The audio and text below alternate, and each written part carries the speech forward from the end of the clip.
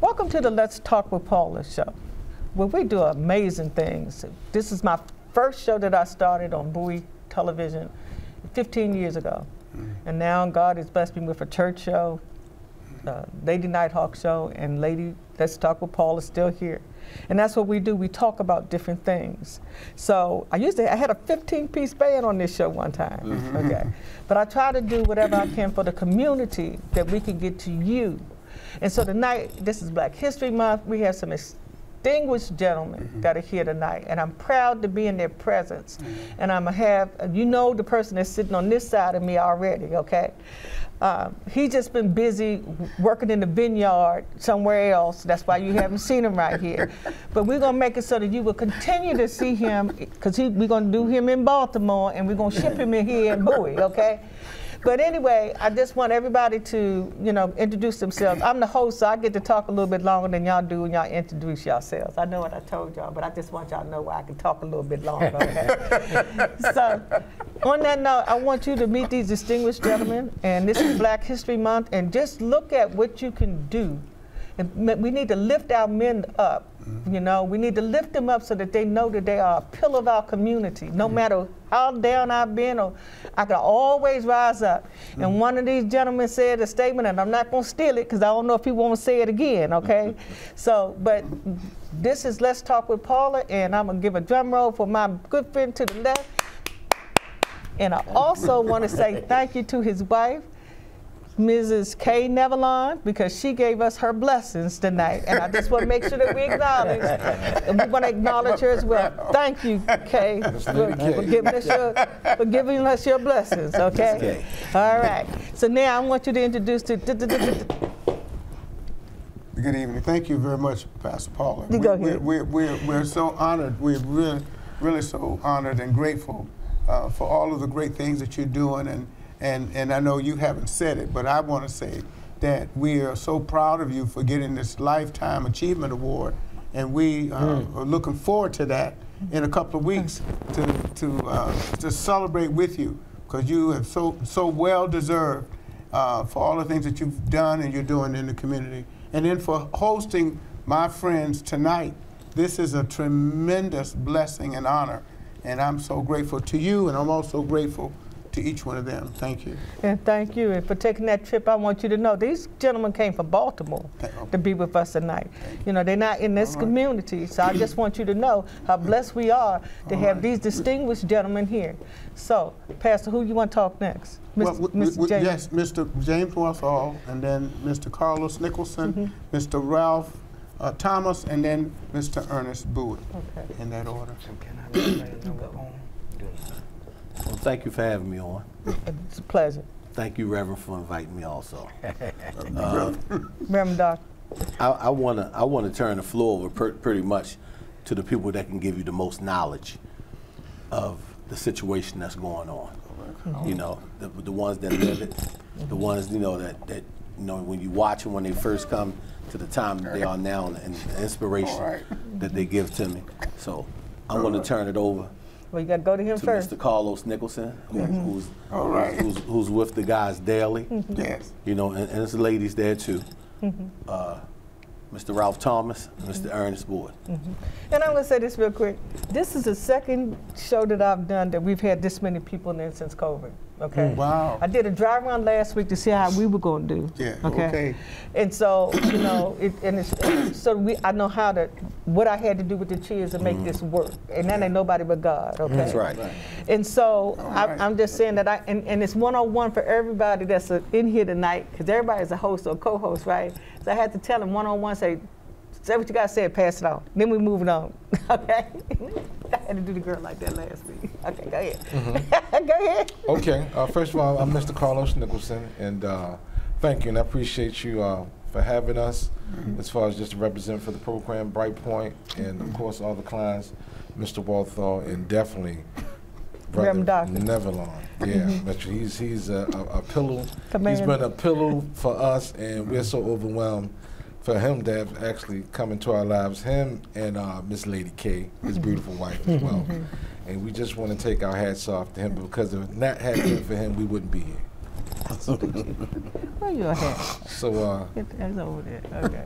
and just with that, as far as anything additional, like what Mr. Walthall it's about really these guys, you know, because these are the storytellers. These are the ones that have actually lived through, been through, and a lot that I've actually learned from them in this process. You know, but actually without them and the rest of the clients in the household, that's what actually made me much stronger and prepared me to get much better at doing what we're doing to provide a good service that we provide for them as well as also the clients. Well, you're doing good. I'm saying that. I'm saying that. I appreciate it. You and Mr. Red, you're doing absolutely wonderful. And I can see that. Marvelous. And this is Black History Month, and I just, I'm sorry, I'm speaking on my own self. I just want to make a point that this man right here to my left has served as a vet in the Vietnam War. He is an American veteran. He has served our country well, and he continues to serve our country as a chaplain and to make sure in this housing that he's here. And so I think that if we all just take a second and just turn and salute Pastor Nevalon, Dr. Mitchell. By all means. By all means. And then if any of you served in the military, would you let me know? You did? Okay. He did too. What branch? Army. He's an Okay, army. you did the Army, but we salute you. Okay. Amen. Anybody else? No, man. Okay, so I want to make that point, okay? Because y'all, if it was not for you guys, we might not be here today. That's true. Okay, Very true. so I thank you for Black History Month that you guys are here. And for you your should be service. honored. Thank you. Okay, I'm sorry. Thank you. Da da da da. Okay, my name Ralph. I'm a person in recovery, and I thank God first and foremost for giving me the opportunity to be privileged and be on your show. It's a privilege to have you. And I thank you very much. Well, I'm gonna share a little bit about my life, and I have a poem that I like to recite. Right. Well, I'm a person in recovery due to some bad choices that I made in life. That I'm not too proud of, but God has allowed me. I fell down, and He's allowed me to get back up. You know what I mean, and make it through this process. And right now, man, I'm actually loving myself once again. Right. Amen. So I thank God. Thank God for that. Amen. Right. Amen. But when I'm sitting here now, I've been thinking about how I used to live. Right. And in Baltimore, they have vacant houses where they call them bandominiums, where they go in them houses and they do what they do. You know what I mean? Where I'm from in D.C. and Maryland, PG County, we call them shacks. And I was riding through Baltimore one day with the fellas, and you know, I've seen all these places boarded up.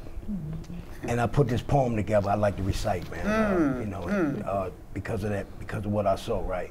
And it's called The Shack. And it's like the shack telling a story, right? It says, I'm an old shack, the only one in town.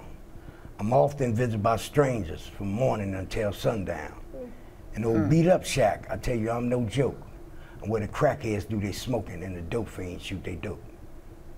The city boarded me up and left me all alone until this homeless man broke in one day and made my shack his home.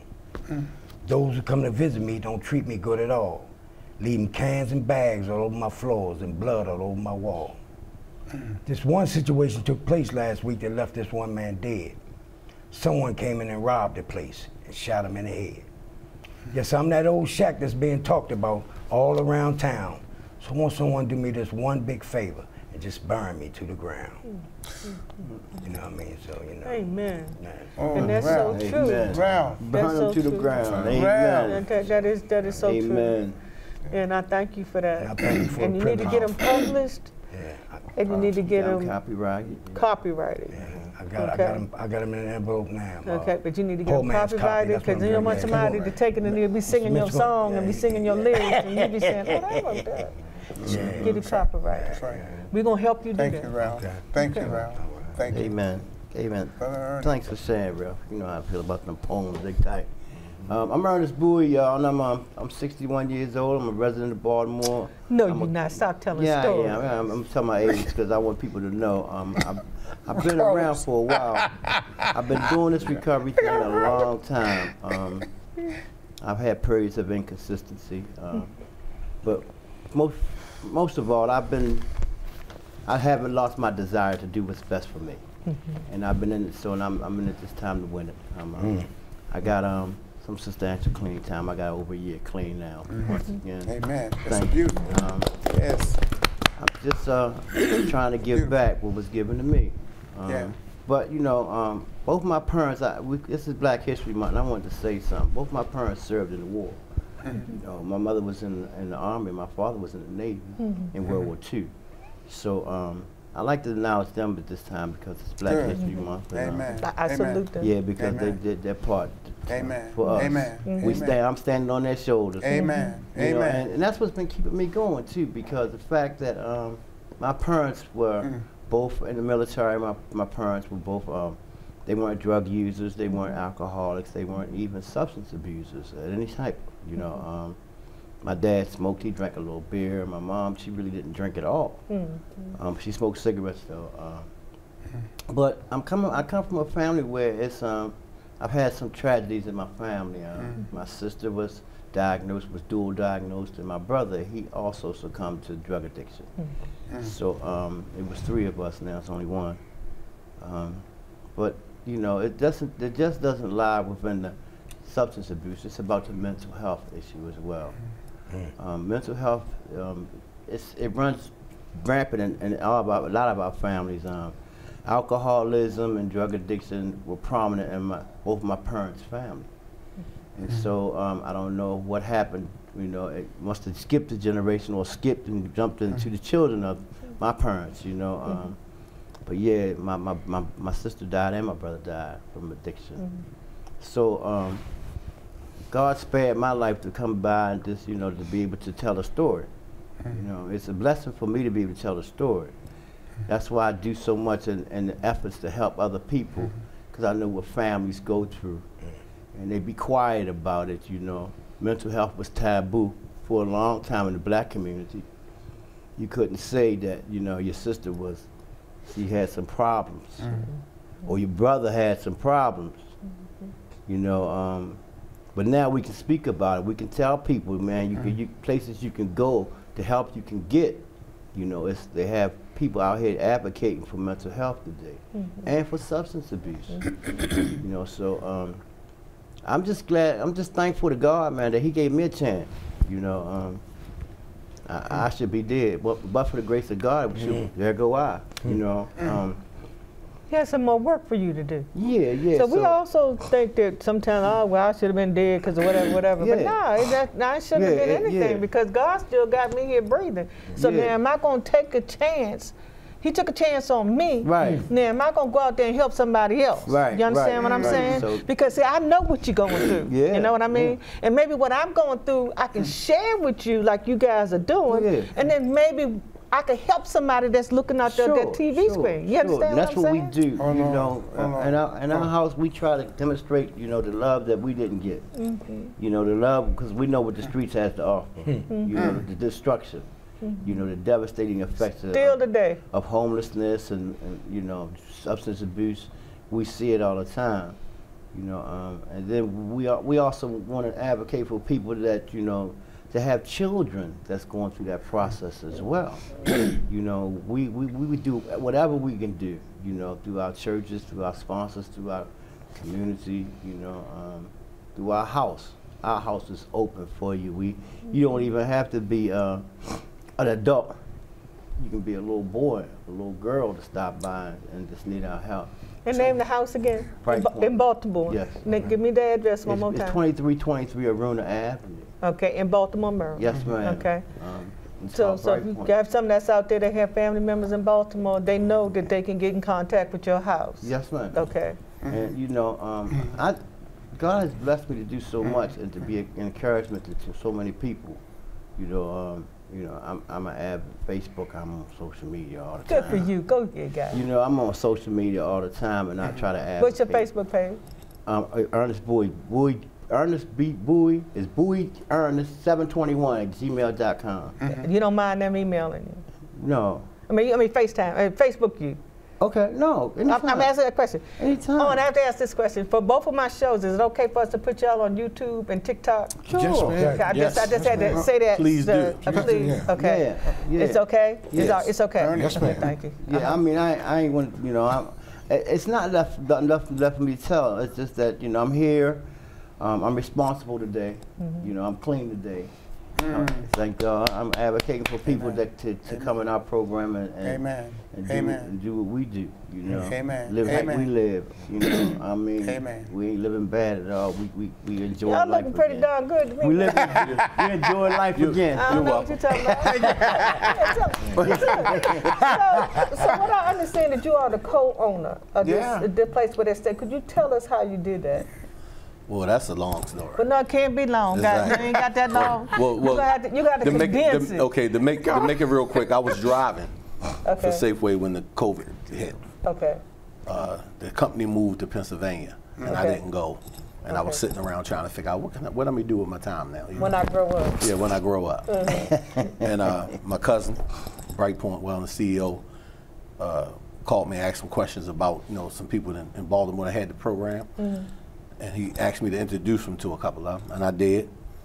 And I said, well, look, man, I want to be a part of this. And he said, well, what do you bring to the table? And I was like, what do you need? He said, I need clients. And I was like, well, I know some clients. So I went to my neighborhood, and everybody that was in need of assistance, I signed them up. And I didn't know at that time that this would become my passion. This is my purpose. Every day that I go to work, it's not work. You know, when you see somebody get better, and you know that you had a hand in it, it's well worth it. Even at this, everybody has my number, so I'm not one of them guys that you're not able to reach. So. But I don't tell people to put their personal home phone numbers on it. But if you have a number for the house, that Brightwood house, you can give us that number. You can tell us that number now. Well, they can give you that number. Well, you can give us that number now. Yeah, you can take my number. I mean, I'm available all the time. I'm there all the time. Okay, I just don't like for people to put their personal phone number on it because you don't never know. I'm okay with that. Okay. But if you have a number for the place where you stay, whoever won't get that number out, it's on you. It's okay. Okay, so if you want to do that, do it now. Yeah, my name is Ernest Bowie. My number is 443-622-2280. Now, you said that he said it's okay now. Contact me at any time. If you need some help, you want to just talk, whatever you may need, I'm available all the time. Okay, thank you for that. When I was talking about numbers, I was talking to all the clients. Right. All my clients. A lot of companies won't do that. They have different numbers that they give them. But with me, I'm so invested in these guys. You ain't trying to give them away. Yeah, so they call me, and me and Carlos have a rule.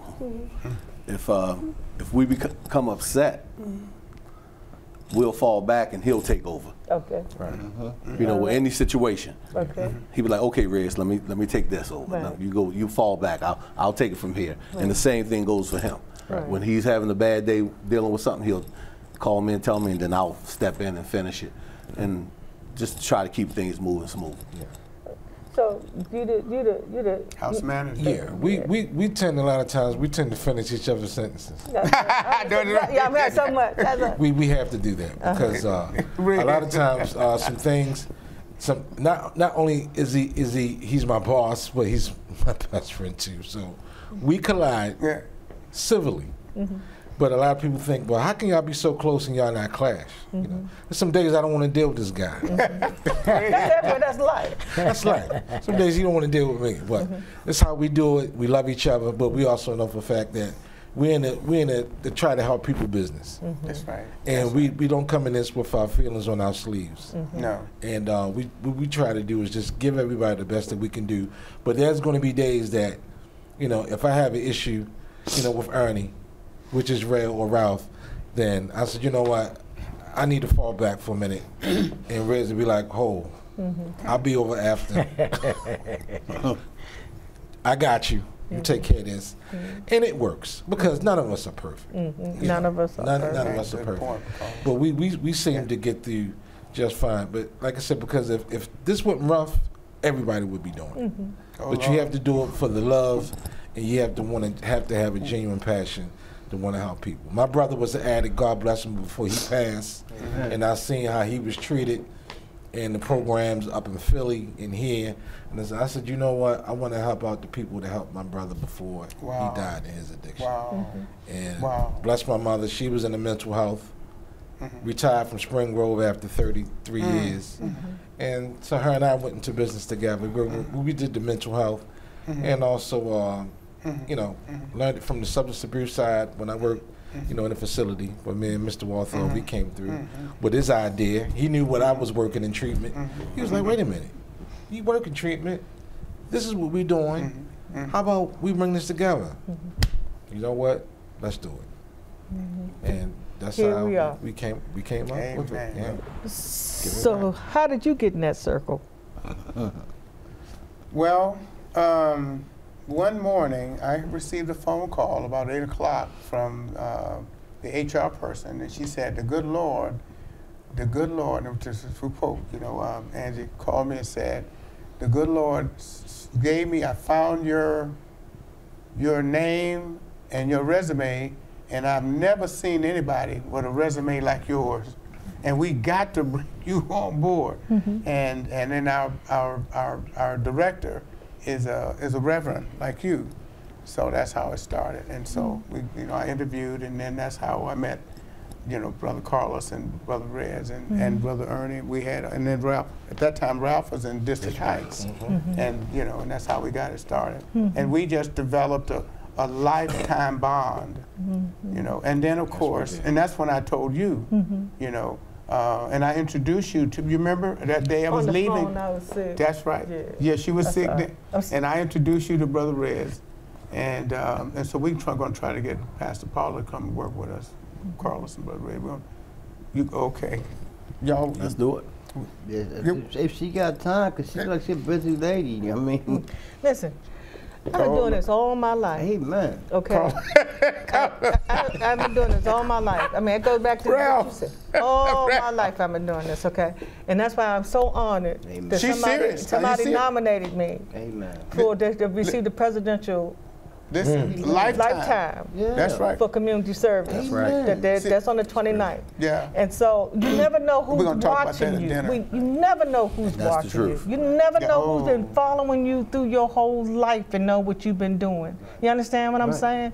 So don't take it for granted that you two guys sitting here today telling your story is not going to make it that it's reached somebody else and somebody else is watching you. Oh, yeah. You understand what I'm saying? So when they come knocking on your door and they say, hey, we've been watching what you've been doing and we need you to do, then they're going to have to let you go because they can see that you have done a superb job and somebody else is trying to bless you. Because for everybody, there's a season. Amen. You understand? I believe that. It truly is. That's exactly what we want. Yeah. That's right. Oh, Lord. We want to go take it out. Yes. You got it. So they got wings, so they can fly and be like eagles. That's right. That's right. You know, and it's just a blessing just to know that Pastor Dr. Reverend Sergeant Colonel, General, whatever, and counselor. Anyway, he during COVID, he asked me, Paul, he said, I know you sitting at home doing nothing. He said, but my mother always asked me when I'm going to stop going to school.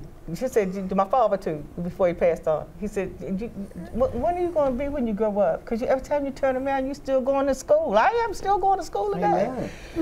But he said, well, let's get involved in this mental health thing. Okay? And I took those classes for mental health, first aid for adults and for youth. Okay? And that's when I learned that even though I was a medical assistant, I was I ain't even gonna go through my resume because you would say, well, yeah, you still don't know what you want to be. Okay. But the thing is this, is that God has watched over me all my life. And he has, through different things, he has rewarded me in phenomenal ways that I would never expected, like this award. He had me play at a March on Washington. I had my own stage. And I walked with Coretta Scott King and those people because her husband was dead.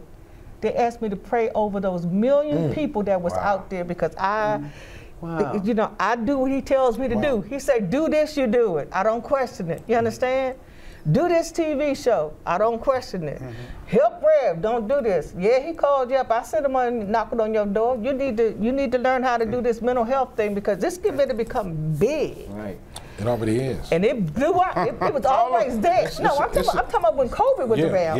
Before here. I'm talking about before here. And I was trying to get him to do PSAs then. You understand what I'm saying? Yeah. Because I said, Reverend, it's getting ready to blow up because nobody wants to identify with mental health. But here we are. This must be our season. You understand? But God put it in my lap during COVID. Am I lying? Yeah, you did. She did. And I tried to get him to do it then. When you dealing with drug diagnosis, I mean, and you got people on substance abuse and also type of mental illness. Yeah. And you can't identify what people have not been properly diagnosed with. That's what I'm talking about. Oh, Lord.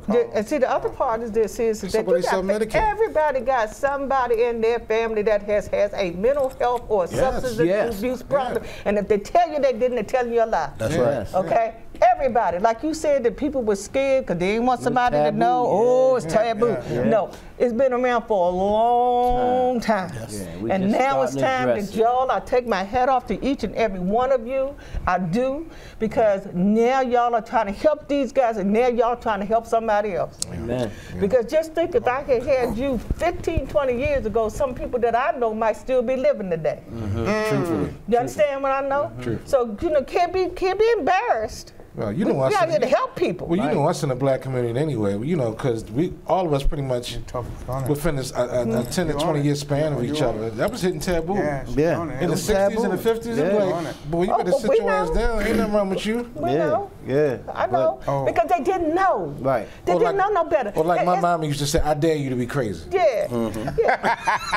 That's what she said. Yeah. Yeah. But that's because they didn't know. Wow. And we have so many people in the family. No, I'm talking about right today. That ask the wrong questions because we think we're helping you, but we're not. Yeah, because you're not proper. When you say you need mental health, they were like, in the early 60s, my sister, you know, my mom and daddy, they was aware. They had took my sister to see a psychiatrist. And I didn't know, you know, what a psychiatrist was. And she explained it to me that your sister has problems. I got it. You know, so I've been dealing, you know, this for a long time. So I found fortunate they were aware and they did try to make a change. You know, it wasn't taboo in our family. She needed help. Right. Absolutely. Our time is now. Amen. Okay? Amen. And if we don't take what God has told us to do, He says obedience is better than sacrifice. And if we don't do what He asking us to do as a group, then don't get mad at nobody. Right. Okay. You know, it's amazing. You know what? Before this, I can recall there were 2 instances in my neighborhood before my illness happened. I had two different people that were mentally disturbed, and the 2 officers that came to answer both calls, saying that I helped both of those 2 people that were in distress that had mental illness problems. Because I could see it before they couldn't. Right. You know. Right. Well, I'm glad to have all of you here. It's Black History Month. I salute you guys, and we're going to wait.